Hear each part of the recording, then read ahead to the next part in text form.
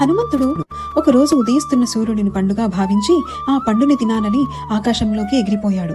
అది చూసి భయపడిన రాహువు ఇంద్రుడికి మొరపెట్టుకోగా ఇంద్రుడు హనుమంతుడి పైకి తన వజ్రాయుధాన్ని ప్రయోగిస్తాడు. అది హనుమంతుడికి తగిలి స్పృహ కోల్పోతాడు. అది చూసి వాయుదేవుడు కోపంతో లోకంలో గాలిని ఆపివేస్తాడు. అప్పుడు దేవతలందరూ వాయుదేవుణ్ణి శాంతింపజేసి హనుమంతుడికి అనేక వరాలు ఇస్తారు. కాని హనుమంతుడు చిన్నతనంలో చాలా అల్లరి చేసేవాడు. ఒకసారి ఋషుల యజ్ఞాలకు ఆటంకం కలిగించడంతో ఋషులు ఆయనకుండే శక్తులు ఎవరో గుర్తు చేసే వరకు గుర్తుండవు అని చిన్న శాపం ఇచ్చారు. అందుకే రామాయణంలో జాంబవంతుడు హనుమంతుడికి ఆయనకున్న బలాన్ని గుర్తు చేస్తారు.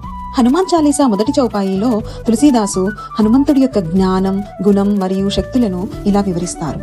ఓ హనుమంత, జ్ఞానము మరియు మంచి గుణముల సముద్రము వంటి నీకు, వానర జాతికి ప్రభువైన నీకు, 3 లోకాలను ప్రకాశింపజేసే నీకు జయము జయము అని. జై శ్రీరామ్.